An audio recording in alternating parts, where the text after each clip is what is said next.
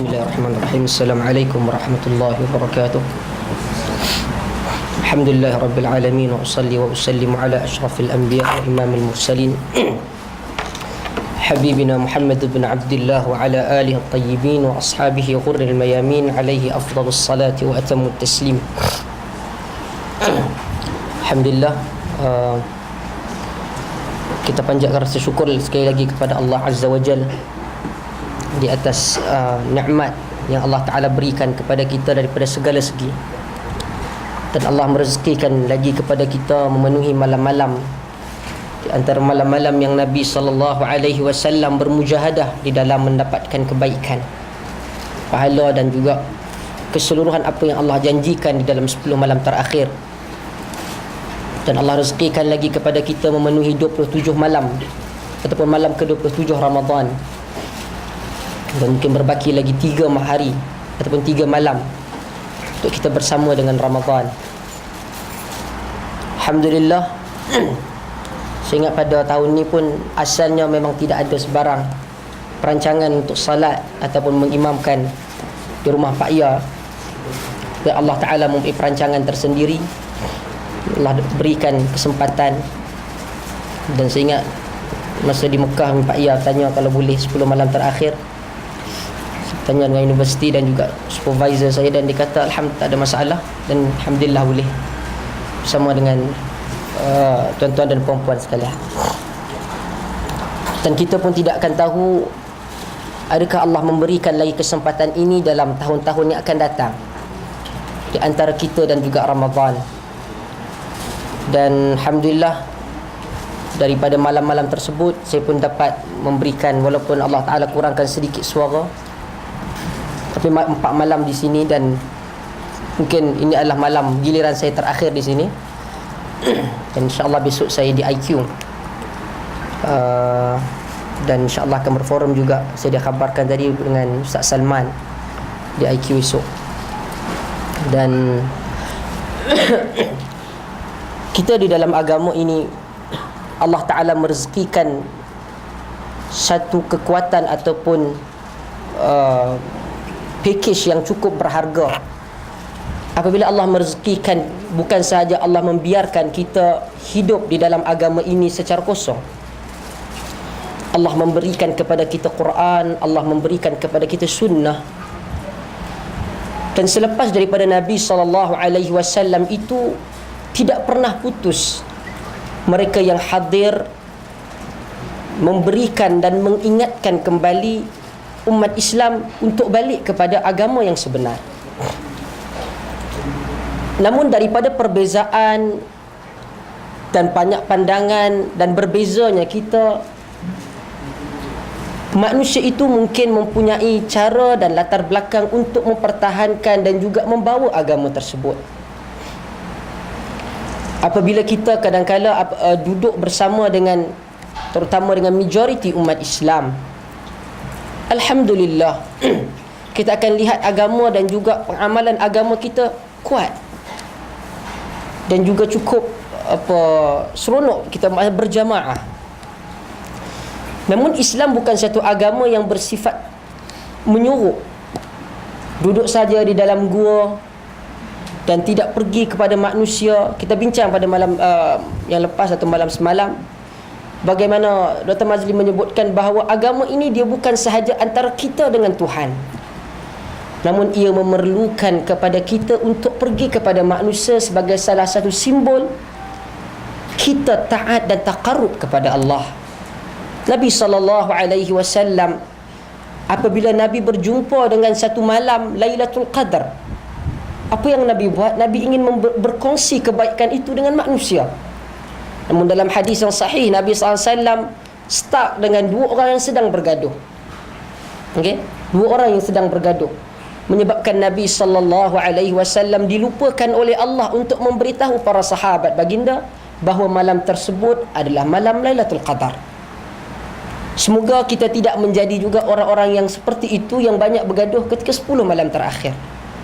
Okey, sebab Nabi SAW cuba bagi tahu, tetapi oleh kerana 2 orang ini bermasalah, mempunyai, dia bergaduh, dan akhirnya Nabi lupa memberitahu kepada para sahabat yang lain. Maka apabila kita duduk dan berada bersama dengan orang yang kurang kesedaran dan dekat dengan hidayah Allah, kata guru saya, mungkin kita duduk bersama dengan orang-orang yang salih, kita jadi salih. Alhamdulillah, ia tidak salah. Namun kita perlu melihat bahawa adanya orang yang duduk bersama dengan orang yang kurang salih, namun dia tetap menjadi salih dan agama dia pelihara. Untuk satu orang yang duduk di Mekah dan Madinah, untuk kurang bersalat jamaah agak tidak masuk akal. Masjid terlalu banyak, adanya fadilat sembahyang di Masjidil Haram dan di Masjidil Nabawi, tidaklah salah, dan kita semua bercita-cita untuk selalu berada di sekitaran Masjidil Haram dan Masjidil Nabawi. Namun untuk kita melihat di negara yang jauh daripada kedua tempat itu, ataupun majoriti umat Islam, namun dia pergi untuk tetap memenuhi masjid-masjid Allah, rumah-rumah Allah, mengerjakan salat. Ramadan kita boleh buat, dan semoga selepas daripada ini kita berterusan melaksanakan perkara-perkara yang menjadi kebiasaan kita, sunnah Nabi SAW yang kita selalu, yang kita betul-betul amalkan dalam Ramadan, ia bersambung di luar Ramadan. Untuk orang yang duduk mungkin di barat, melihat manusia rosak, namun dia tetap untuk berpegang kepada agama Allah, Allah memberikan kelebihan dan juga pahala yang lebih besar daripada itu. Seperti mana Nabi SAW menyebutkan orang yang membaca Quran wa huwa mahirun bihi, dan dia ni seorang yang mahir dalam baca Quran. Kebaikan dia apa? Dan dia bersama dengan ma'al kiramil barara, orang yang mulia yang dekat dengan Allah Subhanahu wa taala.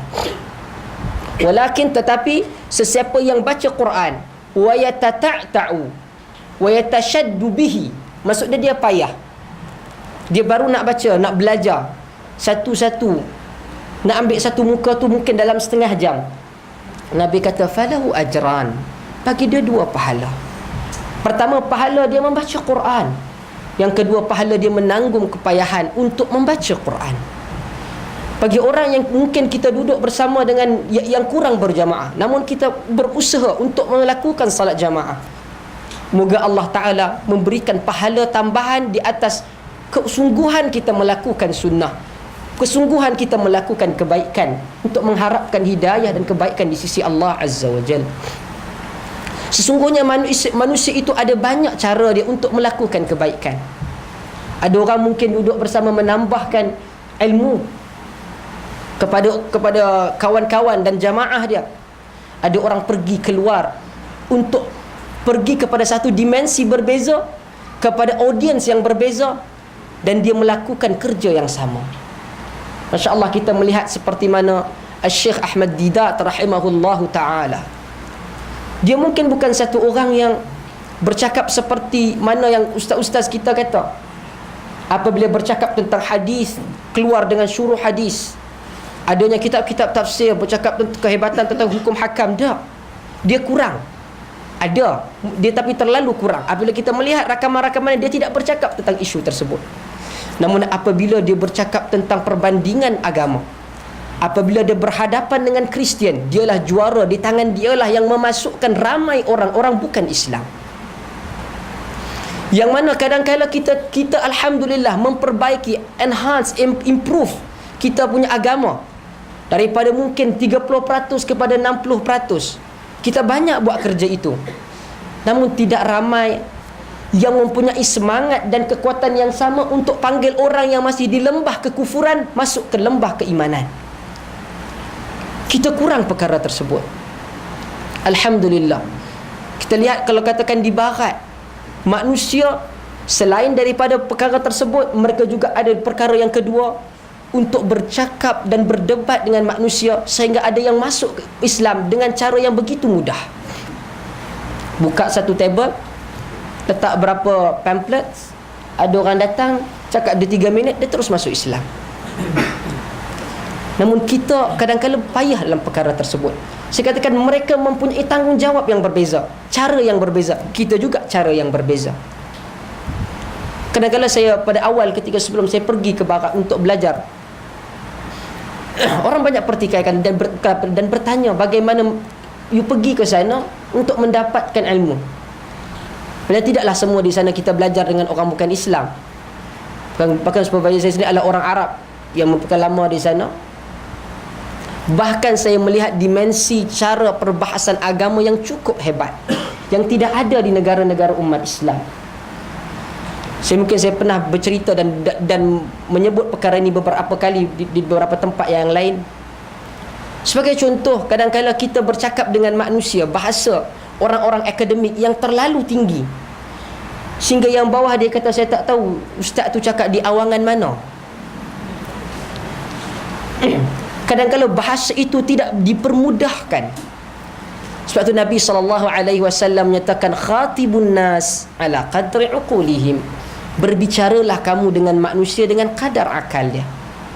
Dalam kelas, saya ingat kami ada 4-5 orang, dan supervisor dan lecturer saya, Profesor Dr. Abdul Hakim Matrudi.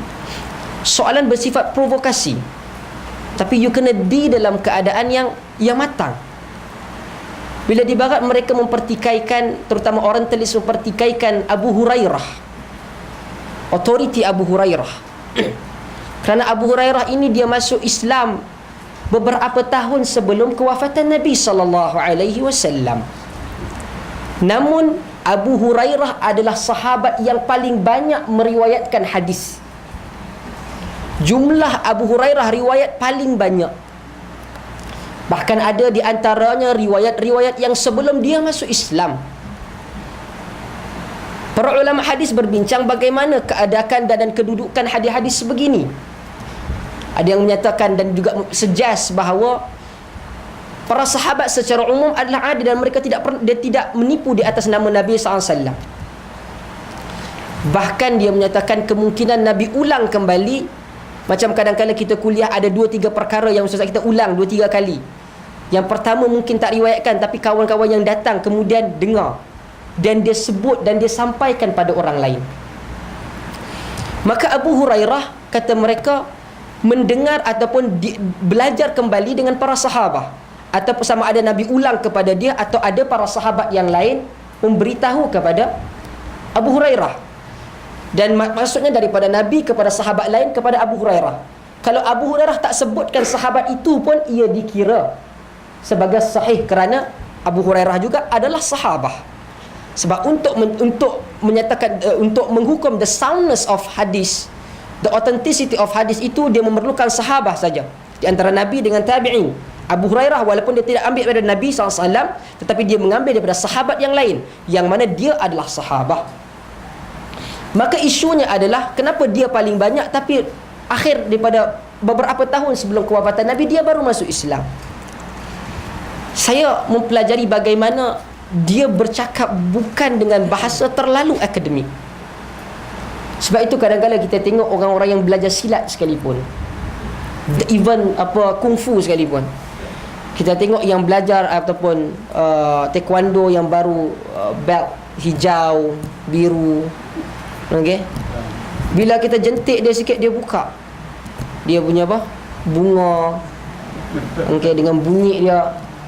Tapi kalau kita tengok movie-movie tok guru kungfu ke taekwondo ke, dia tolak.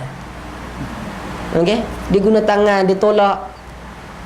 Begitulah juga kadang-kadang bila seseorang itu sampai kepada tahap dia tengok menentang ataupun benda ni, dia akan lihat sama ada dia tak mau komen, ataupun dia menggunakan conclusion daripada perbincangan yang ataupun pengalaman yang dah tengok berapa banyak yang dia telah lalui. Dan kelas yang bersebelah dia ada satu perempuan daripada Saudi. Dia tanya, mungkin oleh kerana dia tertekan dan sebagainya, dan dia tengok, dia marah mungkin sistem yang ada agak menekan kepada perempuan di Saudi, dan akhirnya dia seperti cuba untuk macam rebel. Dia pertikaikan Abu Hurairah dalam keadaan yang tenang. Kalau kita provok macam mana Uni Syiah ke apa kritik apa sahabah macam ni, apa Syiah juga mengkritik Abu Hurairah, dia kata macam kucing lah dan sebagainya. Okay? Namun ini adalah valid question yang kita tak boleh lari, yang mana tidak wujud. Bayangkan kalau kita pergi ke kelas-kelas yang mempertikaikan benda ni, dia akan jadi macam tegang. Siapa ni tanya binatang ni? Okay? Sebab kita tidak melatih perkara untuk berdepan dengan keadaan yang provokatif. Sedangkan siapa yang selalu dalam debate dan perdebatan akan benda relax. Bila dia dengar, dia tengok. Maka di hujung kami ada 4-5 orang dalam kelas master. Dan dia minta perempuan biasa tabiat dia menulis note. Lelaki dia buat gaya macam Imam Syafi'i, dia hafal. Jadi dia tengok perempuan tu menulis. Jadi dia bilang, sister, can you pass me your notes paper? Dia ambil. Saya ingat tebal. Dia dah dalam 5-6. Kami baru kelas dalam dekat sejam. Kelas 2-3 jam. Dia minta. Dan dia kata, this just for 30 to 1 hour session, isn't it?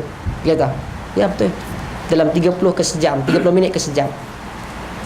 Dan dia kata, kau dah tulis banyak ni, dan kita hanya kelas seminggu sekali.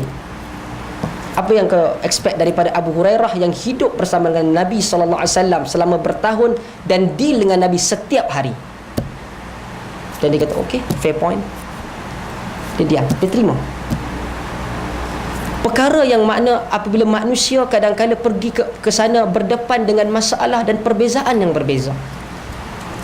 Antara salah satu paper yang saya tulis berkaitan dengan kritikan seorang tokoh orientalis, the lecturer di University of Manchester, Norman Calder.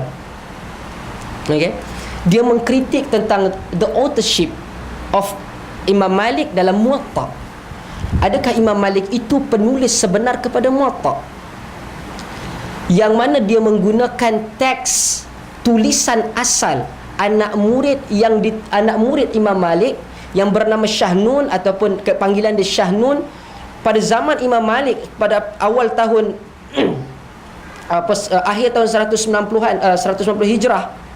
Okay, Imam Malik yang teks itu hanya satu yang berada di Scotland, manuskrip asal. Dia menggunakan manuskrip tersebut dan dia mengkritik. Dia kata bahawa sesungguhnya Muwatta Malik itu bukan ditulis oleh Malik, tetapi ditulis oleh fiqh juris di Andalus selepas beberapa puluh tahun kematian Imam Malik rahimahullah. Ada yang menjawab, bukannya Muslim sahaja. Antara penulisan dua yang hebat antaranya Wa'il Hallaq di US dan juga Harold Motzki, seorang tokoh dalam bidang orientalis daripada Jerman, yang mana umat pakar-pakar Islam tidak datang untuk menjawab mereka ini. Jawapan mereka mempertahankan Imam Malik. Bukan suruh kita ambil ilmu di sana, tetapi kita mengambil bagaimana perbahasan-perbahasan ini yang terbuka. Katakan pandangan itu dibawa ke tengah di Malaysia, kelang kabut kita. Dia bukan buktikan cakap kosong dah. Dia bukan ambil kitab-kitab dia beli, tunjuk dah. Contoh semalam kata Ustaz Razali ada yang bantah bahawa Allah itu istiwa, dia bawa kitab kamus Munjid. Okey, kamus Munjid dia bawa. Tengok kitab kamus kata apa istiwa. Masya-Allah. Orang buka berpuluh kitab yang lain tafsir dan juga akidah, kau bawa Munjid yang mana itu adalah kamus contemporary. Maksudnya bukanlah kamus utama pun. Maka dia tunjukkan bagaimana dia menyatakan Norman Calder, dia menyatakan bahawa ia bukan tulisan Malik. Namun jawapan yang baik, kalau kita tengok di situ memang baik, antara poin yang paling kuat adalah Imam Malik dalam mazhab Malik menggunakan satu kaedah usul namanya amal ahli Madinah. Di mana kalau amal ahli Madinah tak buat, bermaksud apa-apa hadis yang menyanggahi amal ahli Madinah berkemungkinan bermasalah. Okey? Itu juga yang dilakukan ataupun antara komponen yang wujud dalam Muwatta Malik. Mereka menjawab kembali, apa kena dengan orang Andalus menggunakan amal ahli Madinah sedangkan konsep itu wujud dalam Muwatta, yang mana jarak tersebut bukannya dekat. Contoh kita katakan apa-apa amalan yang buat di rumah Pak Ia yang bercanggahan dengan pandangan orang, maka benda itu tertolak. Tiba-tiba orang mai datang daripada mana, Vietnam dan sebagainya, ada orang kata amalan-amalan ini dibuat di Vietnam sedangkan dia tak pernah jejak di sini. Begitulah yang menyatakan bahawa macam mana you kata Muwatta Malik itu ditulis oleh orang-orang di Andalus sedangkan ada salah satu komponen yang paling utama amal ahli Madinah wujud di dalam Muwatta Malik. Tersusun. Bayangkan, saya ingat ada 2 tokoh. Ingat ada talk di Oxford, di Oxford Union. Antara 2 pemikiran yang agak berbeza. Tariq Ramadan dan juga Hamzah Yusuf. Bila dia pergi ke Oxford, Hamzah Yusuf macam kritik agak keras kepada Tariq Ramadan di tempat dia. Dia tak pergi buat cabaran di Facebook ke apa kan. Dia tak. Apa yang Tariq Ramadan buat? Tariq Ramadan pergi ke Zaituna College, dia buat benda yang sama. Berhadapan, gentleman. Tapi berlaku kepada tokoh-tokoh sarjana di timur. Apa dia cakap belakang dia okey. Cakap depan dia senyap. Ini berlaku.